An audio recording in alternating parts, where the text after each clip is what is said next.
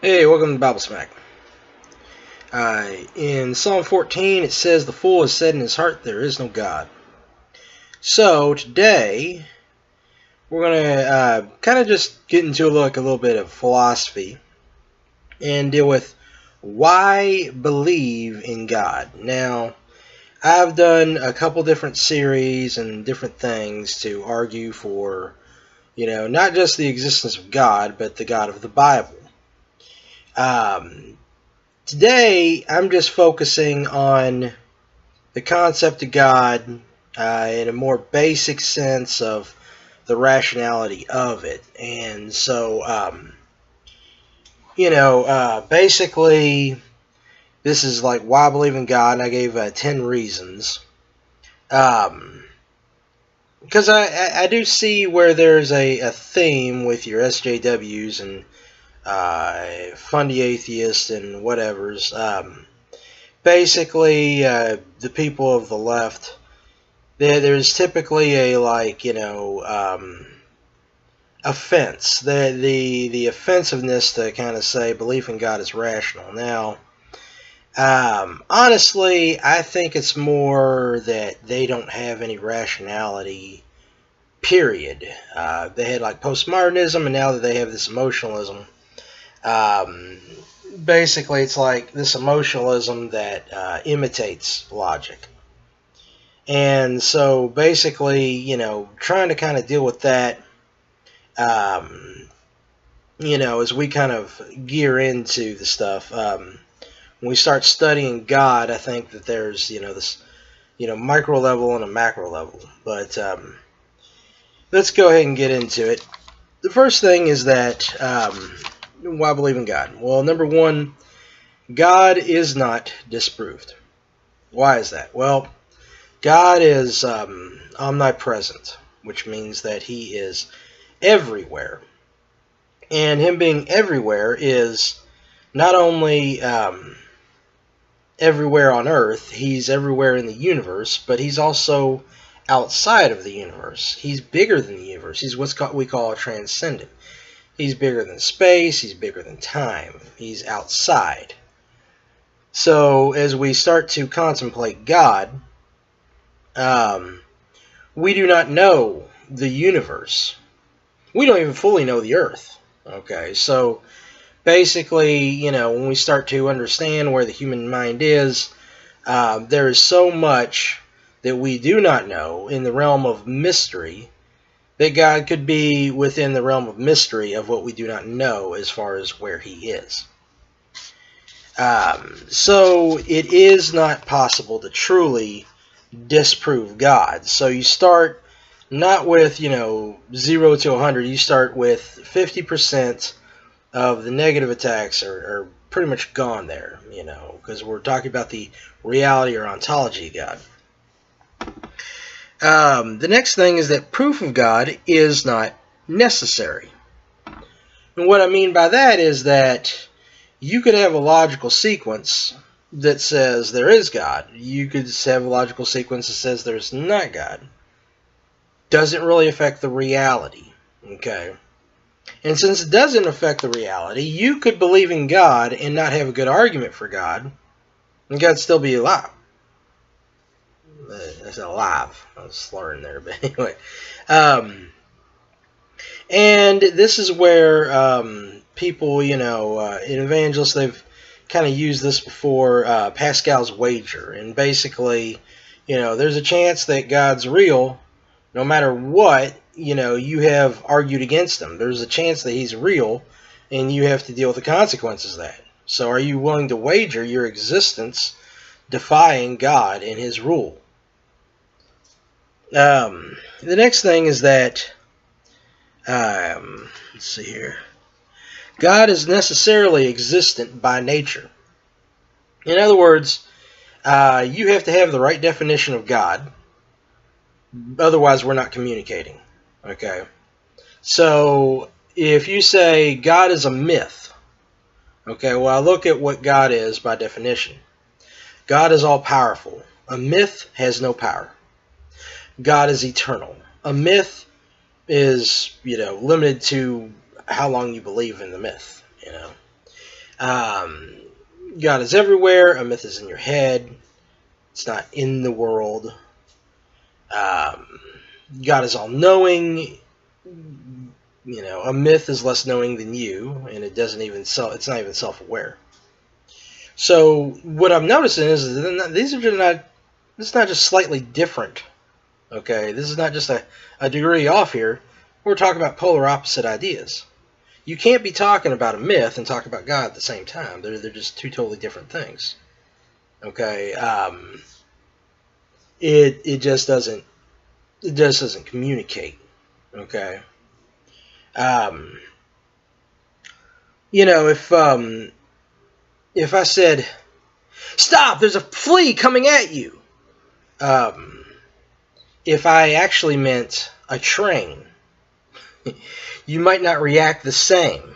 Okay, if you think there's a flea coming at you, oh well, where is it? I'll shove it away. But if you're like, where is it? I'll shove it away, and boom, you're hit by a train, then you can't understand that. So we have to communicate and have proper definitions. God is necessarily existent. What do I mean necessarily existent? Well, that means that not only does God exist, but he doesn't exist inside. Everything exists inside him. So if everything exists inside God, then everything needs God to exist itself. Okay? So, a lot of times we try to paint a world without God. And then we say, oh, well, he didn't fit in there. Well, he never fit in. You fit in him. Okay? Your existence is based on him. Your atoms could just disappear. Okay? I mean, just instantly. We have all this empty space, within our molecules. Okay? And this is why some cosmologists have argued that maybe everything's a hologram. So everything is really dependent on something. It's dependent on science. Problem. Laws of science are what? They're in our mind. So, what's the reality that's holding everything up? If the laws of science are only a description, God's holding everything up. Let's see here. So, we need God to know anything. If there's anything solid, if there's anything of substance, it has to be because God designed it.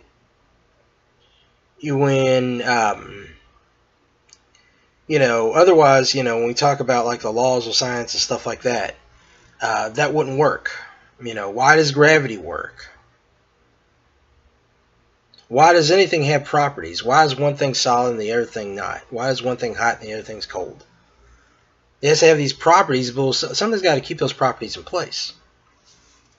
When we go to Big Bang Theory, which I don't believe in the Big Bang Theory, don't get me wrong, but since that is the big scientific consensus, Big Bang Theory started out with quantum fluctuations.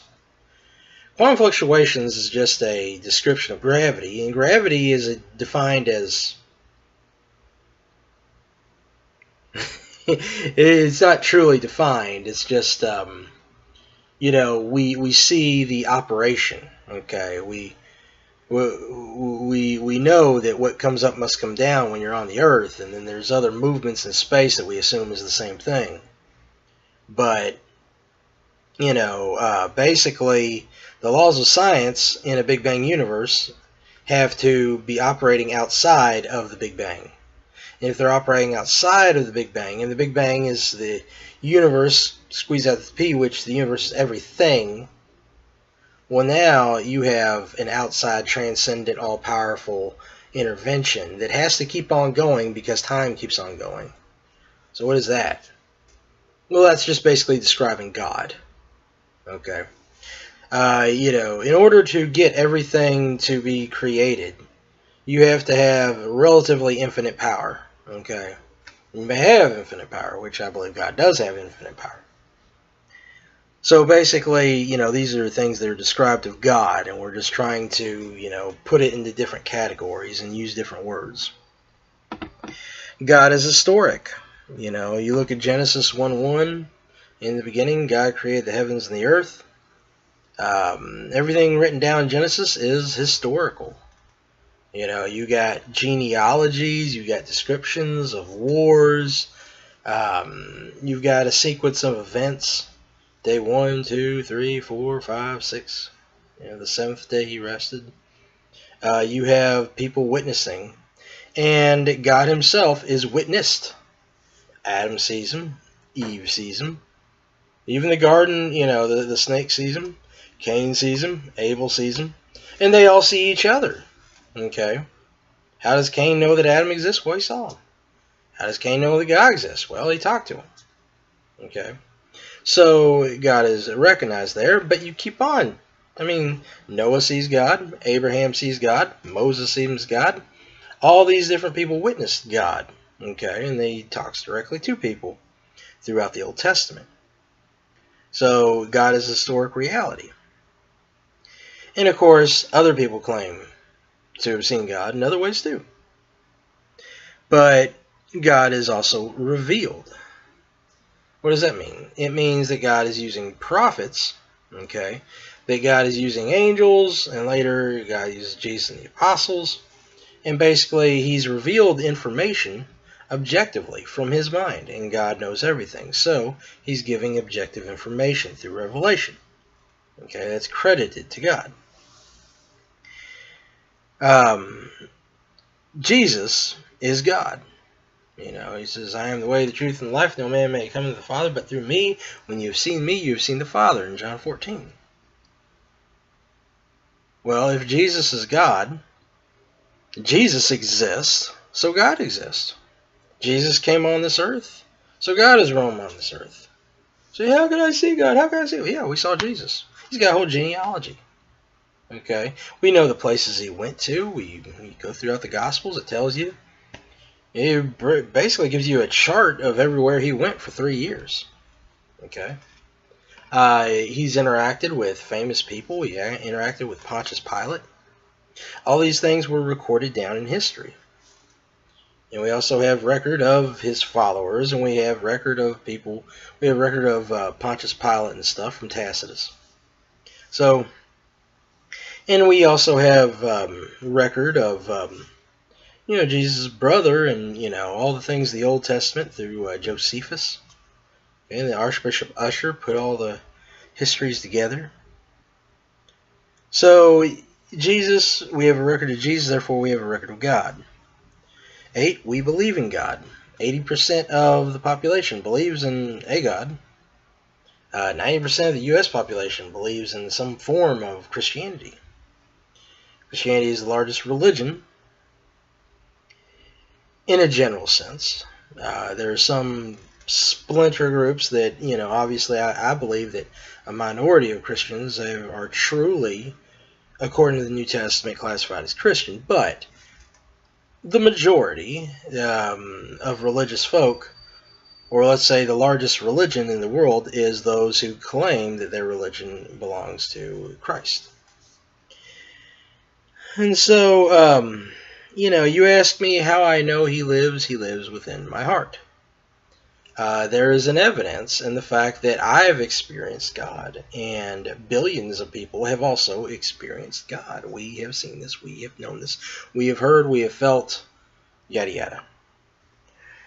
We believe in goodness, which comes from God. You don't have objective moral standards without God. Everything becomes subjective. And in that subjectivity, you can find a crack of irrationality and everything will fall apart. You can say, oh, I know this is wrong. I know. Well, okay. Well, do you truly know it's wrong? Okay. What's the thing? Everybody will agree. Thou shalt not murder. Okay. But yet, you might say, oh, well, but this is not really a murder. It's just a committing of death for a justified reason. Okay. We were at war. Or our country is at war with all the world at all the time. So if I'm like Germany during the Nazi era, or if I'm like North Korea, everybody's the enemy, then, human life doesn't count. Or I believe in evolution, therefore survival of the fittest, and so it was okay. So, all morality can be undone with this relativism. The only way that you can defeat it is with objectivity, and objectivity comes from revelation of God, because God knows everything. The universe needs God.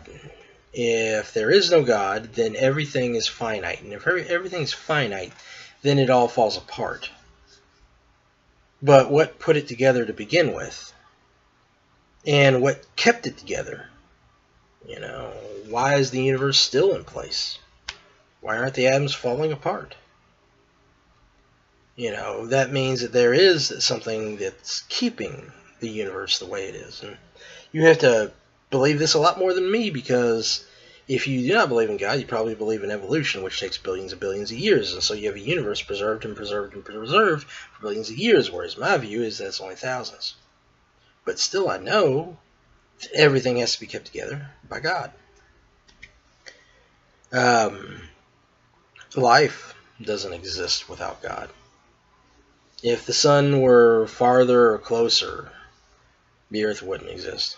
As far as life on earth wouldn't exist. If the earth was much bigger, the gravity would shoot down all the earth and the waters would flood everything. But if the waters flood everything, then it would be mixed in with poisons, and the poisons would destroy life in the water. If the moon were closer, we'd have too many tidal waves. If it were too far apart, it wouldn't churn the oceans. There's all sorts of different things that have to happen. If we were in another galaxy, there might be too much pressure and life couldn't exist. So, I mean, there's all sorts of different things going on all over the universe, and the universe is interconnected. We even see, as we're studying the universe now, that all these things in the universe are connected to the Earth. The Earth is part of a galactic cord, and it's also the galaxies are rotating in sequence with the Earth's equator, and the combination of these two is what we call the axis of evil. And physicists call that because there is supposed to be no meaning to the universe. There's supposed to be no preferred directions. Why? Because it's supposed to be created from chaos, right? I mean, the Big Bang is chaos. So all of a sudden we see preferred directions, and things are aiming towards the Earth all over the place. But simply put, you know, the Earth is special. It's the only place we've ever found life. And even when people report UFOs, they report UFOs on Earth. Okay. I mean, what, maybe, oh yeah, outside the Earth, like right outside the Earth, right next to the, you know, atmosphere or whatever. I saw a sparkle or something. But, you know, in reality, all life that we've ever found is what's on Earth. And what do we find in life? We find, you know, things that are so technical, we've never been able to create machines as ingenious as what is in a normal cell, much less the human brain. So, I guess I'll just wrap it up. So, get you all later.